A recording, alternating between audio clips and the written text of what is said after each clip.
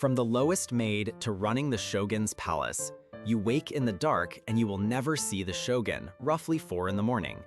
You are the lowest worker in the whole palace, the new girl who scrubs the floors, an osu, and you will never once be allowed to see the shogun. Alone, you sweep the dark corridor with a feather broom. Edo used an unfixed hour clock, so every time here is approximate. In 2-person teams, you haul heavy buckets of water to every room, your hands chapped and raw from the winter cold. Around 6, the shogun wakes. At 7, his wife, the Mitadokoro. Junior maids run room to room with the wake-up greeting. You light the senior women's braziers and haul their hot bath water. At breakfast, the wife's leftovers flow downward, rank by rank. You stand at the very bottom of that stream. You eat standing, fast, low-grade rice, 3 go a day. Barred from the 10 o'clock assembly, you do chores instead. You wear plain cotton, hem-tucked, and apron. The fine overrobe is forbidden to anyone below concubine rank. After the 6 o'clock dinner, no one may go outside. Fire is the great fear here. You sleep packed with a dozen women in a name-tagged shared room, no privacy at all. Your pay is about 600,000 yen a year, $5,000, less than a fast food wage, a 20th of the woman at the summit. Still, double a townhouse maid's. Home leave once in 3 years. But you endure, you are trusted, and the next post hands you a lantern in the deepest dark. You guard the shogun's castle from fire for 3 go of rice. Now you are the night shift guard, on fire watch, the Ohino-wan. Day and night you check every flame, each brazier, hearth, lamp, and stove in the endless palace. Your pay is still the lowest tier. Around 9, the palace dims. Staying up is forbidden, a fire measure. The town watch struck wooden cloppers twice for caution. Here too the call goes out, fire care. All night you walk the longhouse, lantern in hand, checking dying embers, calling the warning. The records don't give your exact shift or numbers, only that you walk while the tallest sleeps. 2 in the morning is the deepest watch. At 4, you hand the lantern to the waking osu, the rank you once held.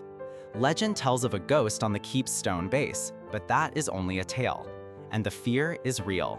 Edo Castle's great keep burned about 5 times in 260 years. After the 1657 Mairaki fire, the towering keep was never rebuilt at all. In 1844, the worst happened. A fire started in the Ooku longhouse itself, the fire watch's own post, and burned the entire main keep to the ground. The disaster began in your own house. You stand among the embers at dawn, 3 go of rice your only wage, and you understand. The most dangerous duty here is the one no record fully describes. Survive the fire, prove your worth, and a door opens, the door to being seen. 10 portions are cooked, 2 cold bites are eaten. This is your first big promotion. As floor staff, an otsugi, you finally reach the first rank the shogun is even allowed to see. At the 9 o'clock assembly, his gaze may fall on you. By day, you haul utensils and daimyo tribute gifts across a labyrinth, 6,000 tsubo, 600 rooms, a palace larger than a stadium. It is a porter's hard labor in fine robes. Your pay has risen to roughly 3 to 4 million yen, but in the kitchen crew, the onakai, still cannot meet the shogun. The great cookhouse, some 200 tsubo, 6 stoves, is a rare place men are allowed. The wife's meals come twice a day, 10 portions each time. Then, the strangest ritual, a 2-stage poison check. A purveyor and an official each take a bite, bow, and say it is safe. A mid-rank woman rechecks, eating 2 portions herself. Only then does the wife eat, 2 bites per dish. After the long carry through the maze, the food is stone cold. 10 portions cooked, 2 cold bites taken. The joy of a hot meal did not exist at the top of the Ooku. The remaining 6 or 7 portions flow down to the senior women. You learn the secret no commoner guesses. At the summit of this palace, you eat the most splendid food in the land, and it is always, always cold. You have proved your hands. Now they ask, what can your mind and skill do? Brush, koto, flower, needle, perform, or stay at the bottom. Now skill can lift you. The recruitment exam, the ogimi, summons you before the senior women. On the day, you must perform live, one art after another, your whole future watching. Calligraphy, then music, then flower arranging, then sewing. 4 arts in succession. These 4 skills map straight onto 3 roles. Birth did not bring you here, your talent did. As a scribe, an oyuhitsu, you draft the shogun house's official documents and letters to daimyo. You are the senior women's secretary, a woman putting the shogun's will into writing. In the wardrobe room, you tailor the shogun's and his wife's clothes through 4 seasonal changes. Every pattern is embroidered, and the colors are bound to only black, white, red, and pink. As the palace's buyer and outside contact, an omotezukai, you alone may deal with the male officials outside, passing shopping lists through the locked grille of the inner gate. You are the purse and the network. Of the 3 roles, the liaison earns the most. Not by birth but by skill, your brush and your learning won you a seat among those allowed to be seen. Yet there is a wall your brush cannot break. Skill made you respected, but only birth and beauty open the next door, the one where the shogun finally becomes visible. Beyond that wall, for the first time, the shogun steps into view. In white robes, hairpins gone, you stand for the body search. Now you are a chamber lady, an ochiro, one of 8 in line to bear the shogun's heir. High birth and beauty brought you here, and here, for the first time, the shogun becomes visible to your eyes. You comb the sleeping wife's long black hair before dawn. You assist her bath, washing her with a rice bran bag, changing her robes again and again 3 to 5 times a day. You even assist her in the 4 tatami privy, wiping for her. Atsuhime, born in Satsuma, is said to have refused this service during her menstruation. The intimacy is total. When the night ritual comes, the choice is not the shogun's taste alone. A council of senior women decides, a product of faction politics. He names the partner through a shaven-headed attendant. The chosen woman changes into white, no hairpins, only a comb. In a 20 tatami room, a senior woman searches her body, even inside her hair, for hidden weapons. A watcher reports her every word the next morning. Legend says a companion slept in the same room to monitor, but the bedroom was only 12 feet wide. Historians say the watch came from the adjacent room. Untouched, you stay pure and may go home. Chosen, jealous whispers follow. Bear a son and you become a formal concubine, but real power comes only if your child becomes the next shogun. At 30, you retire from the bed. Youth fades, but ambition does not, so you turn from the bed toward command. You look down on the very floor where you once slept. Now you move into management.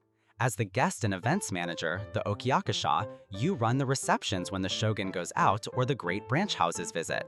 This role is the gateway to the very top. You receive the envoys of the gosanke, the shogun's own branch families, with flawless ceremony. Every cushion, every cup, every bow is yours to command. You are placed only on the shogun's side. As the deputy boss, the chonanyori, you are second in command of the whole women's quarter. Your key duty is ordering the menu and tasting it. The poison check now passes through your own hands. You serve only on the wife's side. Each month you join the room-by-room inspection. You walk the longhouses, examining the junior women's quarters, checking order, checking discipline, checking for the danger of fire. And then you stop. Before you is the 4th row longhouse, the crowded shared room where you yourself once slept, packed among a dozen maids, your name on a small wooden tag. You look down now on the very floor where you once shivered. The girl who hauled the freezing water has become the woman who inspects. The climb has changed everything you are. Hospitality is politics, and inspection is power. You have learned both. Only one rank remains above you, and its holder rivals the shogun's own ministers. One step remains, to the seat that can silence a minister. A sealed palace woman swayed a great lord's promotion. You have reached the top. As the boss of the entire Ooku, the Otosiyori, you are effectively the CEO of a 1,000-woman household. At the 10 o'clock assembly, hundreds lie prostrate. You alone sit at the front. You direct all the women, personnel, orders, audiences, budgets. You settle disputes and negotiate with daimyo envoys. You have a private room and some 20 personal servants of your own. Your pay is now over 13 million yen a year, and the very top earned 20 million, more than $100,000. Your salary has multiplied 20-fold since you swept that dawn corridor. Hidden income flows in too. Rent from granted townhouses and daimyo gifts. Some tales say the gift boxes arrived lined with gold koban, and you lifted the lid and took them, expressionless. And your power is real. In 1764, a senior woman's name was recorded alongside the ministers in the rank promotion of a great lord, the Sendai daimyo. A sealed-away woman swayed a lord's advancement. When a powerful minister pushed austerity, the senior woman on a koji shot back, "Are women not human?" He fell silent and 2 years later, from power. The shogun himself called such women truly fearsome. Yet there is no retirement, no home to return to. You threw that away long ago. When the age of the shogun ended, the woman who silenced ministers died quietly, an adopted child on her knee in a former servant's small house. From a freezing dawn corridor to a seat above the shogun's ministers, and finally to a quiet, anonymous death. That was the whole climb. One woman, one sealed palace. Which rank stay would you want to see deeper?